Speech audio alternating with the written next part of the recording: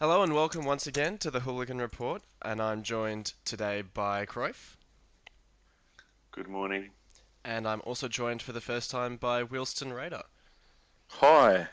And can you hear that, boys? That's the sound of That's a United that's a supporters. proper Pommy accent, that is. but but the silence is just the sound of United supporters because we don't have any on the podcast for once, which No. is good to see. Though it would have been good to have a bit of a chat to them after pretty average performance this morning. Um, but we'll start with last week's fixtures and well, actually, first of all, because I haven't had you on before, Wilston, what do you see Spurs' prospects for the season? Oh God.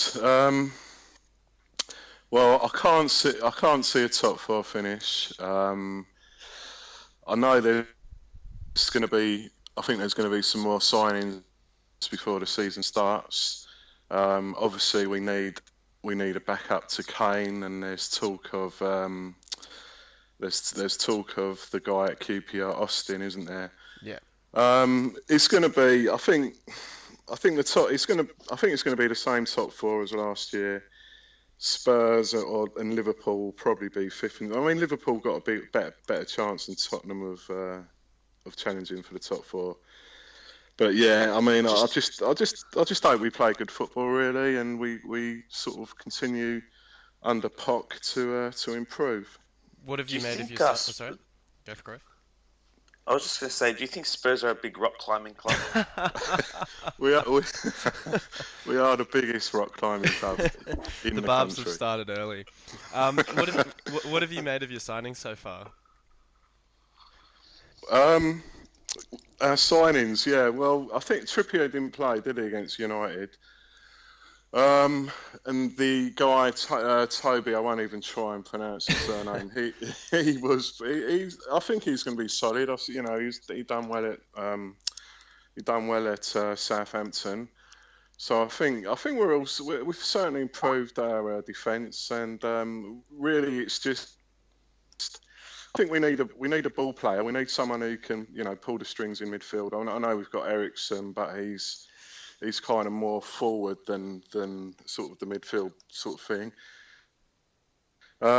But yeah, I think I mean I'm happy with what we've done with buying our defenders. But yeah, we still need a little bit more. So, but I I expect this with Tottenham. I mean, we are like one of those clubs, aren't we, that flatter to deceive. We're like Newcastle, where we always sort of end up being the butt of the jokes and everything. So as a Spurs fan, you just got to like hope for the best, and that's it really. When you made the League Cup final last season, was that how Hmm. long had it been before that you'd last made a cup final? Well, Tottenham, we've been in lots of League Cup finals over the sort of recent years. We actually beat Chelsea, I think, Oh, about nine, six. wasn't it? Oh yeah, 08 wasn't it? I think, and then we lost to United on Oh, eight penalties the or oh, nine, season I think. after. So again, Cruyff? Yeah, oh, eight or oh, hello. nine, I think it was. Yeah. So it had been, Yeah, I mean, it had been a little while, but not too long, I guess. yeah, So yeah. it's It good was to the see. same. Yeah. I mean, a lot of people sort of like don't take the League Cup seriously, do they? But I mean, it's a trophy at the end of the day, and I didn't so even realize that's always nice to I win. didn't realize that there was only 100,000 prize money for the winner. So So, I guess the clubs aren't really in it for the money. no, but you do obviously get into Europe with it as well, don't Yeah, you? Yeah, get into the Europa League. Reset it. yeah. So we might move on to the reviews of last week's fixtures, and I thought we'd shake it up a bit and look Hmm. at probably the three best winners and the three biggest losers from the weekend. Not necessarily the Yeah. teams that won games, but who came away from the weekend feeling the most successful, I suppose. So I'll start with you, Wilston. Do you have three winners for the weekend? Yeah, I certainly do. I think the biggest winner is obviously West Ham United. They put Arsenal to sword big time. I think second half they played it extremely well. I mean, obviously Arsenal were coming at them, so they had that sort of bit more space to play, and they really looked good. Obviously, you can't judge a whole season on one game, but I think West Ham fans will be really excited at the moment at the prospect of their season. And Um, certainly, Reece Oxford debuting at 16, he Amazing, yeah, didn't look out of yeah. place. He was fantastic. I mean, amazing to think he's not even old enough to drive in this country, and he's playing in a Premiership football game, and he looked so assured. Good stuff for England going forwards as well. Yeah, really impressed with him. What about you, Um, Cruyff? Were you impressed by Oxford? I only saw extended highlights, but I Oh, of would Good course, job. also have West you had to Ham have an early night, didn't as you? yeah, that's right. I'd also have West Ham as one of the winners from last week, but from the highlights and what I read, I don't think we played as bad as what I read, but we did have a few chances, but our defending on the two goals was diabolical. Yeah. I'd agree with that. What's the thoughts on Czech? Does he just need a bit of time to settle, or is it a sign of Like, his age? Or... every players have bad games. He's just happened to be on his debut and it cost us the game. I mean, I don't think there's much to look into. I'm sure he's not going to be doing things like that week in week out. So I just write it down to just a poor performance on the day. What was worse? Do you think the first goal or the second one for as far as Czech goes? The first. The first. The Yeah, second one, he just seemed. he should have got the second as well, but the first to commit like that and miss everything completely for a keeper of his caliber is very poor. But the second, it looked like he wasn't even trying 100%. I'm sure. All his he's a big weight guy. was. Yeah. Yeah. Oh, he was wrong-footed though in the second, actually from memory. But I mean, It just looked really bad, didn't it? But yeah, I think he was a bit yeah. caught out by I the think though the defense first though. Oh, the defending was shocking for the too. second one. Yeah. Yeah. I've got to say, I mean, I've said it on the ball. I'm not sure about Czech. I mean, he's an improvement on what you had, but I really don't think he's what everyone's saying. It's a magnificent signing. I just think he didn't, you know, he hasn't played enough recently. And I just think his best is well past him now. Probably his best probably is past him, but I mean it's still a lot better than what we had, and I think he still has a potential to be a very good goalkeeper for us. I guess the key is that he's an improvement on what you have, but is he going to make a significant difference to your season? And that'll be an interesting one to see. Ask me that in May. Yeah, we'll do. All right, we'll move on then. And Wilston, did you have a second big winner for the weekend? Yeah, it pains me to say, but Manchester City, I think, was certainly the most impressive out of what you would call the main sort of challenges for the title.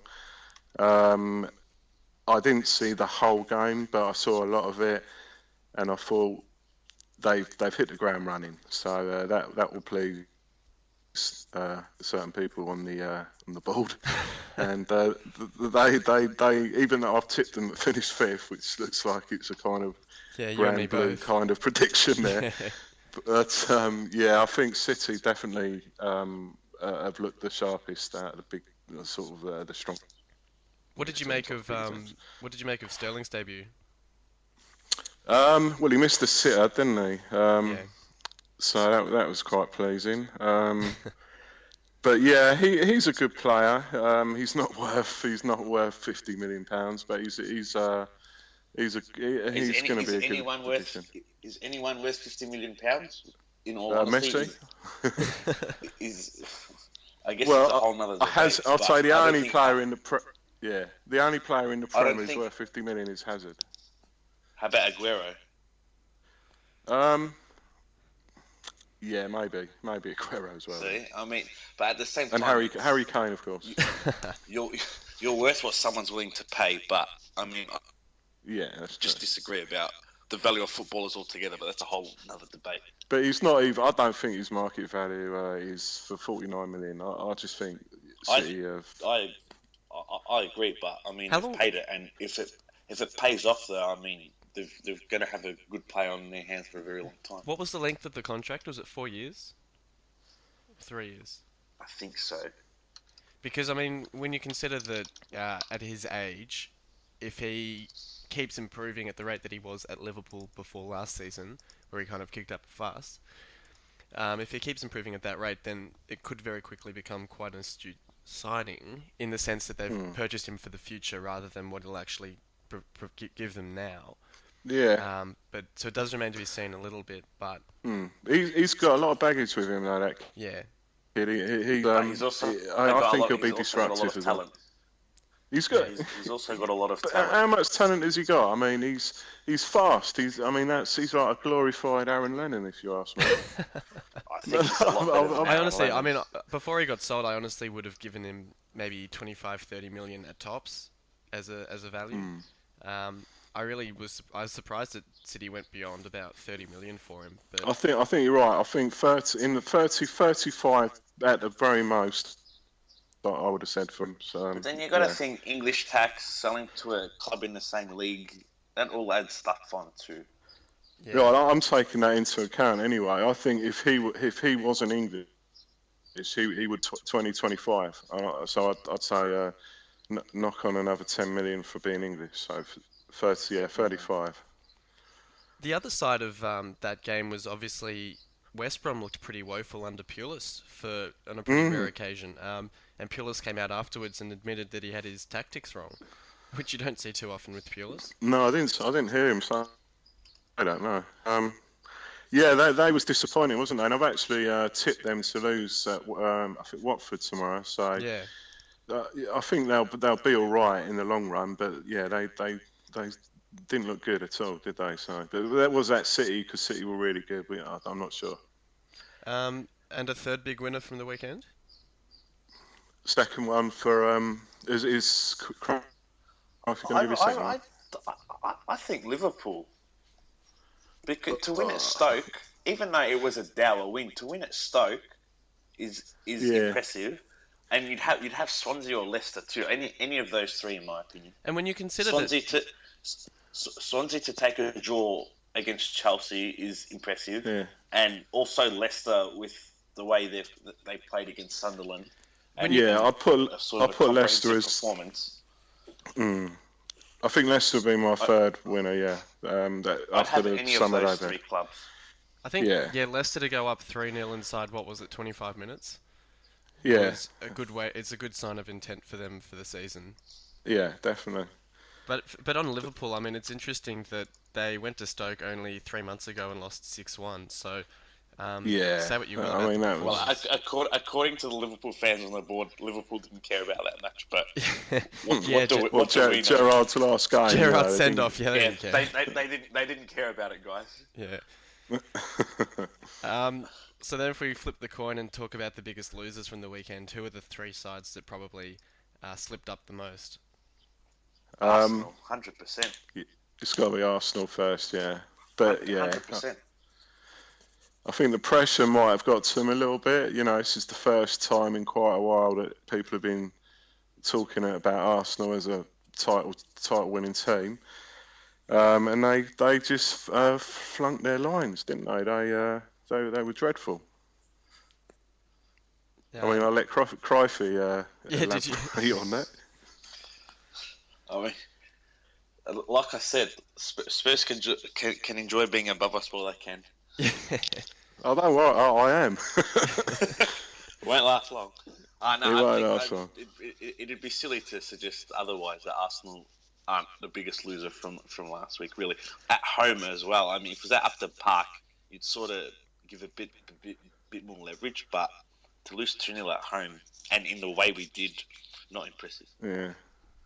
So It's what is it with Arsenal? Do you think? I mean, they seem to have their season seem to go in. They have like a really mediocre half, and they have an absolute storming half. Sometimes it's the first half that they play really well, and then they fade. Or usually they start quite average and get better. Do you think that's going to happen again? Probably, but I mean, I guess we'll find out. But it'd be nice just to have a full season where we're consistently belting teams and not just showing up after January. But I mean, we'll see how we go. But I think once Alexis comes back into the side and Czech settles a bit more, will look a lot better. Well, apparently Sanchez is set to start this weekend, I think. Yeah, I think that's definitely a big bonus in my opinion. But we can I guess chat about that in the previews. Were there any other big losers that we didn't sort of cover in the winners? I think Well, Norwich, go on. maybe. Norwich to lose 3-1 at home. I mean, I know they're promoted, but I mean, it's quite a big loss.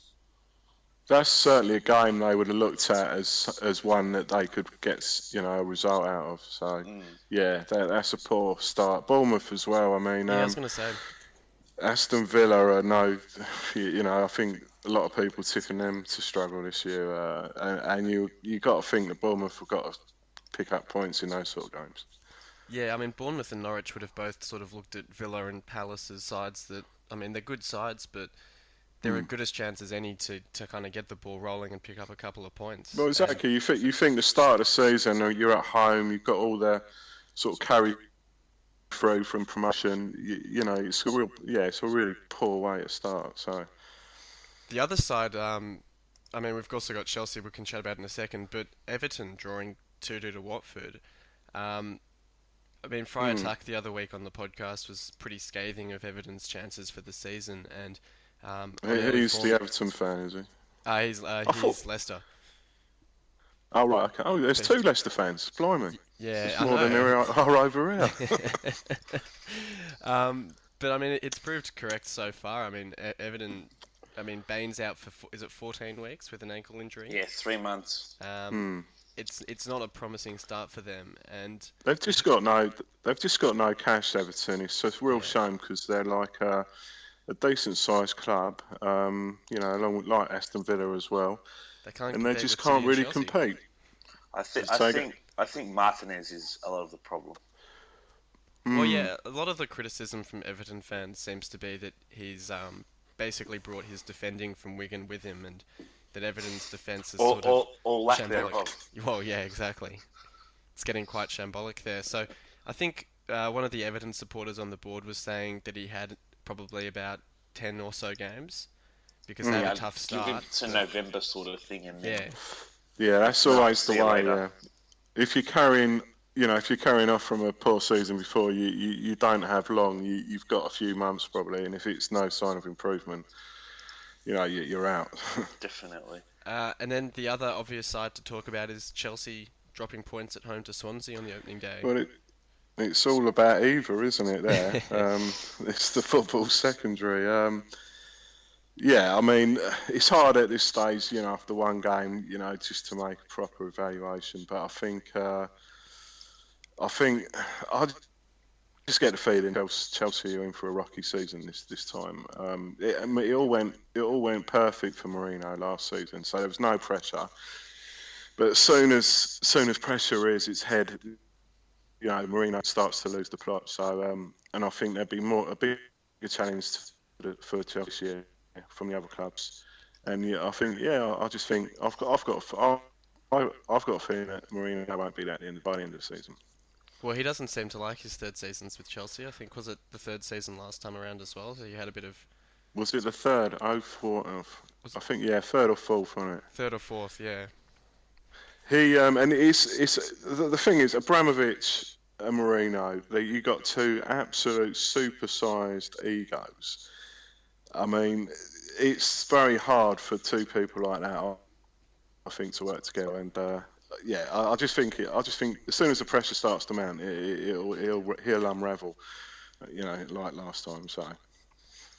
And I mean, the defenders don't seem to inspire as much confidence as they did last season in the way of keeping clean sheets. I mean, Terry seems to have. I mean, obviously, like you're saying, it's a bit early to evaluate, but I mean, Ivanovic, Terry, Cahill don't really inspire a lot of confidence. Well, this is why they want the Stones guy, isn't it? Because I mean, Ivanovic is he's either. I mean, he can be a complete liability, can't he, at times? I still think. I mean, how much longer can John Terry go on for? He doesn't have to worry about international football anymore. But it's going to catch up with him sooner rather than later. So. Yeah, it'd be interesting. There's no way Chelsea are going to run away with it this year, so it'd be quite interesting, I think, to watch. And then we'll move on and talk about the game that just finished this morning, which was Man United against Aston Villa. And Would you like to talk about well, that one? I wouldn't, wouldn't blame anyone for falling asleep during that one. I mean, it was a pretty dour game. I thankfully had it on a recording so I could put it at double speed for most of it because it was just poor cross after long ball after misplaced pass and. Well, I've got to say, Man United against Tottenham were really average. I mean, if we'd have just even played half as well as we probably can, we would have taken the points. I mean, the first 20 minutes, I mean, it was like there was no pressure whatsoever. And I actually turned around to my mate and I said, like, Man United are not going to score today. And about 2 minutes later, they did.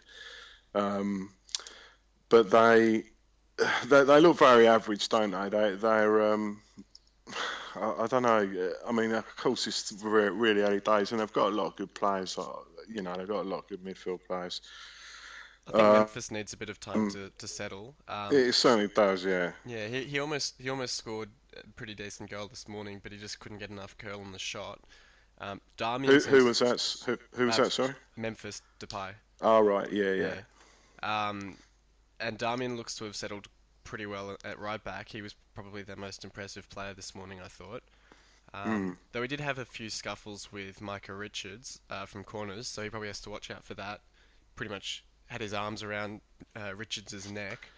Right. And you have to see just, how much they're going to let players get away with this year. But I well, thought... obviously... Sorry? I was going to say, well, Man United, they get away with more than anyone else, don't they? So. Yeah. But it was a well taken goal for Januzaj. Good through ball from Mata. So it was good to see those two linking up well because Yeah, that was the positive. Yeah. But I think you wanted to chat about him quite rightly. So Rooney and his form. Well, Rooney. I mean, how old is Rooney? Is he 30 yet? I'm 29 or 30, I think. Yeah, he must be getting close to 30. See, when players break through really young, I mean, I'm thinking. Yeah, he's 29. Owen, I know he turns 30 in October. So he's been around for over 10 years now, and I mean, when players do break through, sort of like early, like I was going to give the example of Michael Owen. I know he had his injury problems, but they often burn out quicker. And I just wonder, I mean, Rooney's, the one thing he's really got to do is do it on the international stage, whether that keeps his kind of, enthusiasm going. But, I just get the feeling that he may well have peaked. And if he has, I mean, that's going to be a massive hole for United to try and fill, isn't it? So they don't seem to have any depth there at the moment. No, Januzaj is not going to be a replacement for. He's not good enough as a replacement for Rooney. They've let Van Persie go. They've got Hernandez, I suppose, but he doesn't. Was he even on? I don't think he was on the bench this morning. Might have been. No, I'm not sure. But obviously, I mean, Harry Kane is the one that they really want, isn't it? But he's not going anywhere for the cup. Oh, well, certainly not this season. Only a matter of time before he moves to a big club. Well, he's at a big club. He's at a big rock climbing club. Yeah. Well, yeah, but he's one of us. He's one of us. As in one of you that grew up. You're going to bring up the Arsenal shirt thing now, aren't you? Yeah. Oh well, might move on quickly from that. Villa have had a sort of a mixed start to the season. They scored late to beat Bournemouth, which was perhaps an unconvincing result for them, and then really struggled this morning to score. But they've just brought in Adama Traore from Barcelona, so they seem to have taken that sort of scattergun approach to recruiting that Spurs and Liverpool have done in previous years, where they've brought quite a few new players in. And it remains to be seen really whether they'll settle and produce the goods for Villa, but it could be an interesting season for Villa ahead. Yeah, I don't think they'll do well. Yeah, it was interesting as well. Ayew today was booked for diving, really poor simulation right in front of the ref, and you'd think as a new signing that you'd want to endear yourself to the home supporters a bit better than a pretty poor dive right in front of the ref.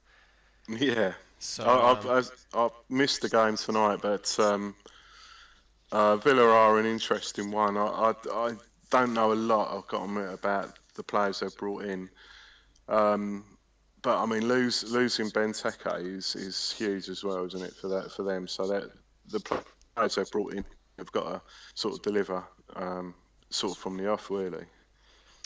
absolutely. So we might move on now and preview the games that are on tonight and tomorrow night.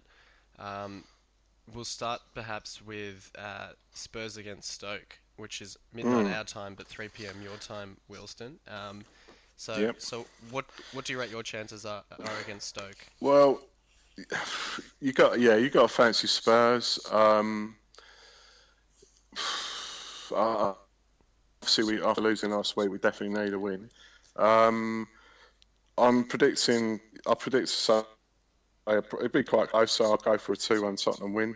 But yeah, Stoke have caused us problems in the past, and yeah, it won't be an easy game. But yeah, I think Tottenham's. Yeah, I think we should just about sneak that one. I think the big talking point of that one will be Shaqiri, and presumably he won't start. But if we see him off the bench, what sort of impact he can have on the game? Yeah, definitely. Yeah, he's cleared to play, is he, tomorrow? I assume so. I mean, he signed midweek, so I mean, Yeah, all the he talk's sort of should been be. that Yeah. he'll come off the bench for them. I think you're right. I think he'll be on the bench tomorrow, and if Stoke are losing or whatever, then yeah, he'll probably get a sort of 20 minutes or something. But yeah, it should be a good game. Stoke, definite top half of the table club now. I think. Hughes has done he's done a really good job there. So. Cruyff, what do you reckon as a score prediction? I don't know, I was talking to JG, who's a Spurs fan, and he said that Stoke have Spurs numbers, and he doesn't think they'll win. So it'll be interesting to see how they actually go, despite it being at the Lane. But I would back Tottenham into a win, but at the same time, with the players Stoke have signed, it wouldn't be so hard to envisage them going away with something.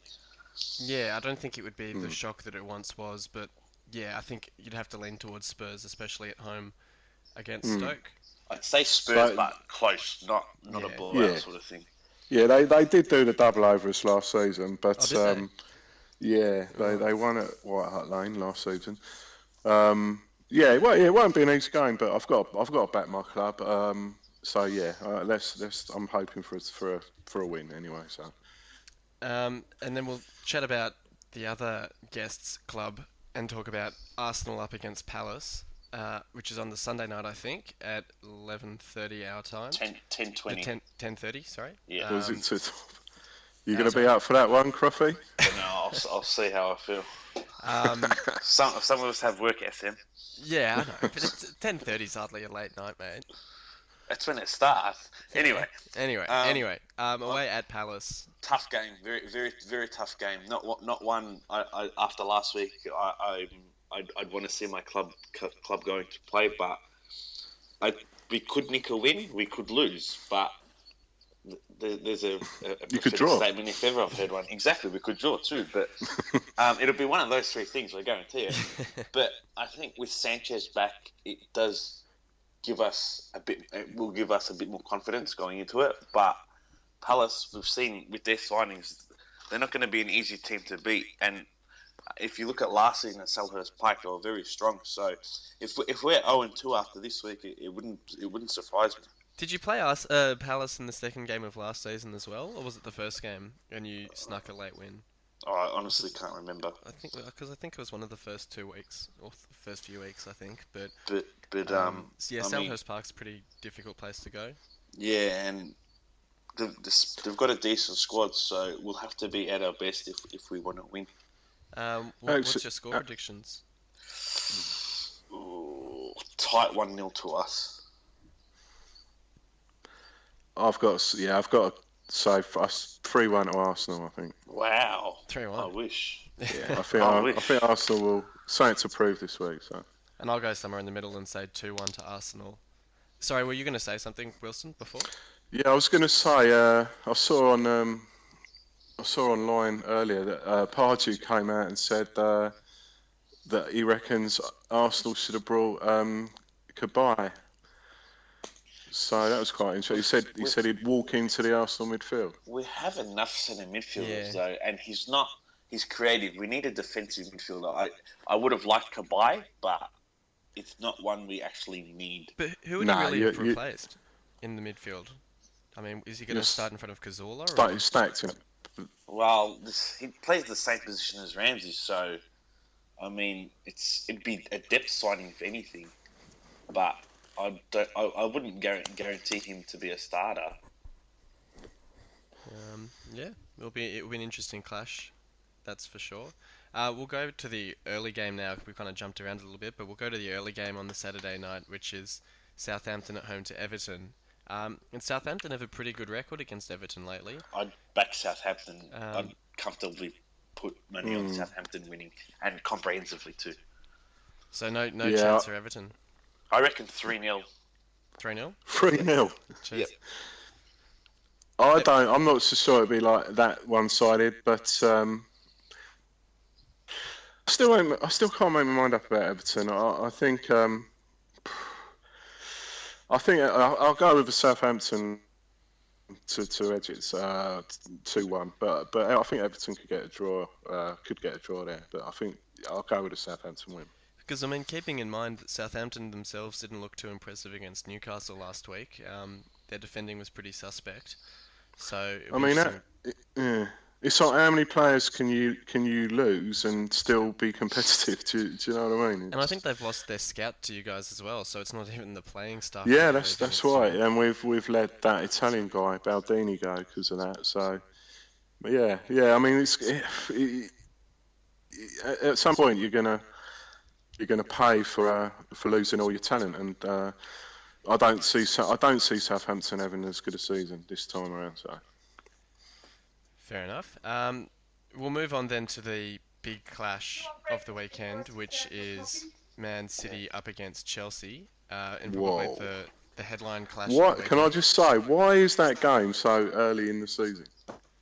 I just think that's the computer picks out the fixtures. Does it though? I mean, there are certain fixtures that they you do can't play around have. a bit. And I mean, Arsenal have Liverpool next week as well. If you want another example of a pretty big clash early in the season, and you had United Spurs last week as well. That's more of a mid sort of table-ish clash. Spurs would know all about being mid-table. Oh, shots fired. He's not going to let it go, is he? No. So it's the El Clasico, I guess, as the BBC has deemed it. I think they're trying to sort of build up as if there's some massive now rivalry between City and. I think who's got the richer chairman? That's the only rivalry there is. I think Jose will go up and set up for a draw, and I don't think we'll see many goals. Do you think that he'll achieve it though? Maybe. I mean, with the way they're playing, 1-0 or a 1-1, but. It'll be interesting to see how they handle Sterling, Yaya, Silva.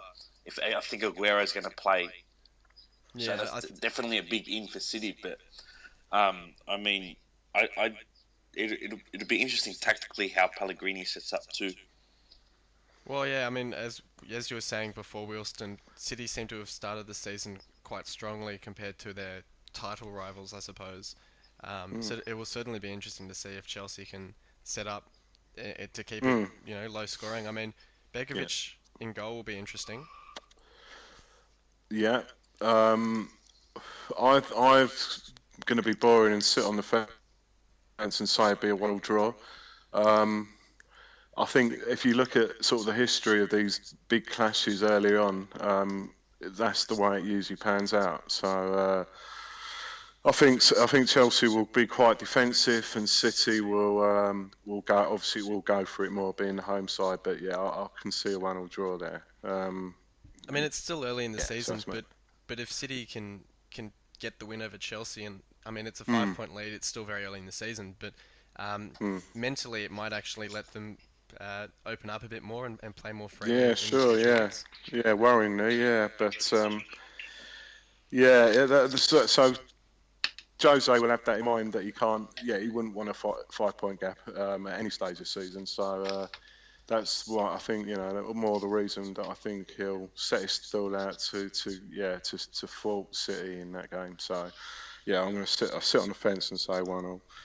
Okay. But I just hope it's a good game because I think we haven't really had a good game so far. The Tottenham Man U one was really disappointing, and so let's hope for a good one. And the final game of the weekend is Monday night in England and Tuesday morning here, which is Liverpool up against Bournemouth. At home for Liverpool. Oh, Uh, I think Liverpool. yeah, that's a banker, isn't it? It's a good chance for Liverpool signings to settle in a bit because it'll be a much more open game than against Yeah. Stoke. I'm thinking, Liverpool will comfortably win that one. They'll probably score about 3 goals as well. So The big question is, will Benteke open his account against Bournemouth? Benteke's strengths are aerial, aren't they? And his strength. And his strength, yeah. Yeah. But have Liverpool got the players on the flank to utilise that sort of aspect of his game? That's the question that I ask. I mean, I think Benteke showed last season that he can adapt quite a bit though, and I mean, I think some of the stats showed that he created. I think he scored, 25% of his goals or something were from headers and from aerial duels and that sort of thing. But he also created quite a few with his feet and good footwork. So it'll. I mean, he didn't get that much space to move against Stoke, so it's hard to judge him. Which is why that's right. certainly be interesting to see how he goes against a lower. Yeah, he'll certainly be looking, won't he, to open his account on. So is that the Monday night game? Yeah, it's the Monday night game. Yeah, I think it's a good chance he'll get a goal in it. So the board will be a happy place on Tuesday morning. It'll be full of gloating Liverpool fans.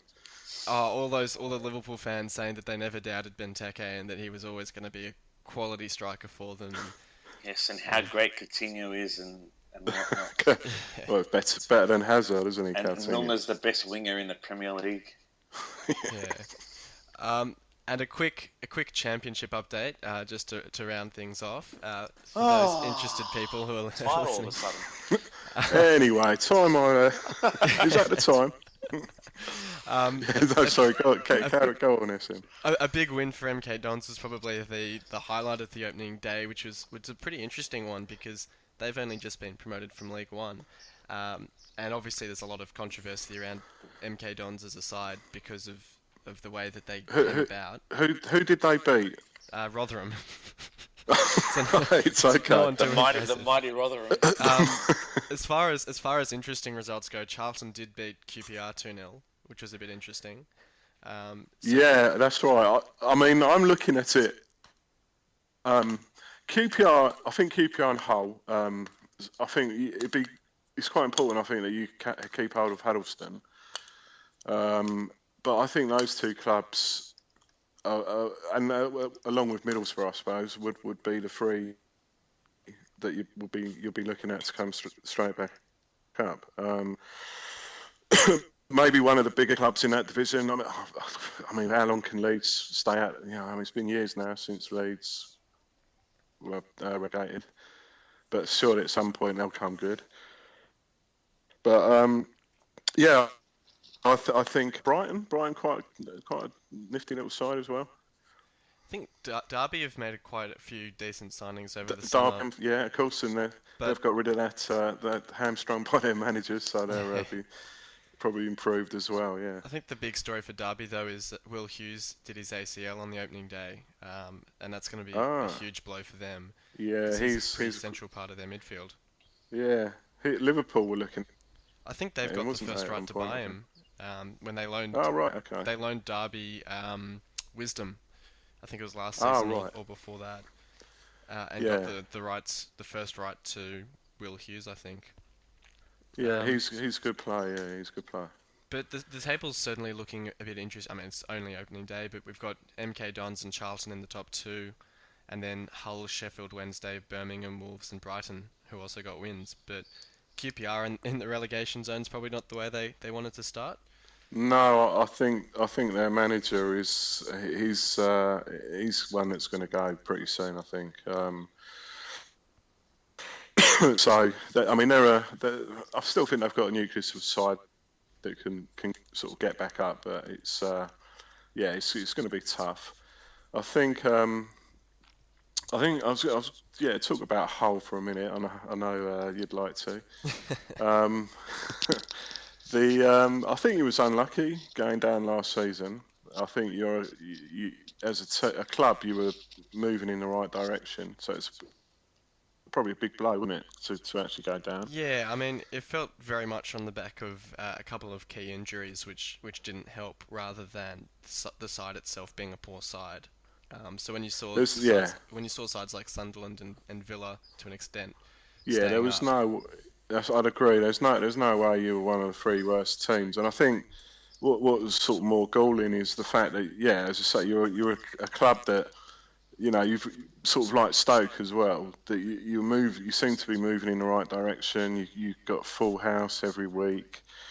You've got a chairman who can put a bit of money in, and you reached the cup final, and it just was quite a shock. So I think it's good that you've kept that team together, and I really think you should bounce back, bounce straight back. I mean, the worry is if you don't, the then all players that will, good yeah. work that you've done is going to sort of is going to be. I mean, it's already been slightly undone, but it's going to be completely undone. So Yeah. it's imperative that you get back. And that's it. I mean, we were talking before the podcast that there was news just overnight that West Ham have put in a bid for Huddleston, and the understanding is that a lot of those players who were on Premier League wages have had wage reductions, but because of those wage reductions, they've also got buyout clauses in their contracts now.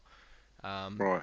so it'll be interesting to see. I mean, presumably Huddleston signed his contract when we first bought him, so the buyout clause will be somewhere around 7 or 8 million, which might be beyond what someone like a Villa would pay for him, or Yeah. West Ham, sorry.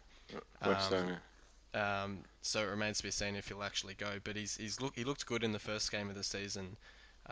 Well, And has he come out and said anything like that he he wants to stay? Or he came out over the summer and basically said that he wanted to repay Bruce's faith in him, because Bruce had basically said he didn't want to sell him.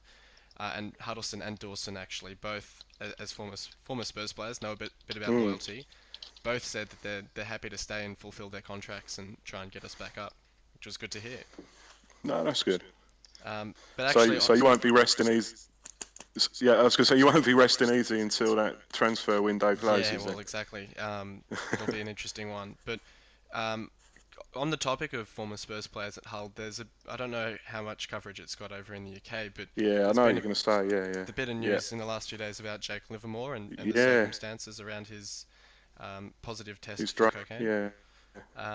I think So I take it that wasn't knowledge then. No one knew about no, I mean, that he lost. um, Bruce said that he lost his child just after the FA Cup final, but as far as I'm aware, that wasn't common knowledge. At least amongst the supporters, it might have been at the club. But then you have to ask yourself, if he's depressed to that extent, A, why was he Mm, playing, and B, why was the club not doing more? I mean, presumably, if he's had mm, to turn to these other substances as a last resort, he's not getting the yeah. support and help that he needs from the football club. I'd agree. Yeah, definitely agree. I mean, it's a difficult one. I agree that leniency probably should be shown, but really, is taking cocaine, Yeah, uh, you know, is that the way to deal with? I know it's a terrible thing that's happened, but you know, and I think a lot of people have said if he'd turned to the drinks or something like that, people would be a lot more understanding. But yeah, as you say, cocaine's just such an odd avenue it's an to odd one. use. It really is. Cocaine is a, well, it's not a drug that I think you would turn to in that sort of circumstance, if you know what I Yeah, mean. It's a party drug, isn't it? yeah. It is very strange. So I think the hearing's set for the end of the month. So I think at least we'll finally get a bit of resolution on the situation. But yeah, it's certainly muddied the waters a bit. I think a lot of Hull supporters are a bit unsure on whether they should be supporting him or yeah. kicking. I think there's talk of chanting and singing for him on the 14th minute of the game on the weekend in sort of recognition Yeah. of his playing number. I think that's probably best, but I suspect a lot of fans doing that will, privately be thinking, basically what we've just been saying. So, Yeah. but yeah, I suppose you've got to support your players in times like that, haven't you? So, Yeah, so it'll be an interesting one. mm, To finish on a positive note, we've also had the League Cup during the week, so we can just touch on that quite briefly. And it was always good to see Leeds go out in the first round as a Hull supporter. I think it's actually the first time they've gone out in the first round of a cup. I think it was the stat. It could be wrong, but it's a pretty poor performance from them. But some good performances from a couple of other sides. Always good to see cup upsets. Had Oxford beating Brentford 4-0 and that sort of thing. League Two beating Championship. and the draw's taken place, is it, for the? Yeah. So I think the Premier League sides not in Europe have now been drawn into the That's into right. the Yeah, cup. yeah.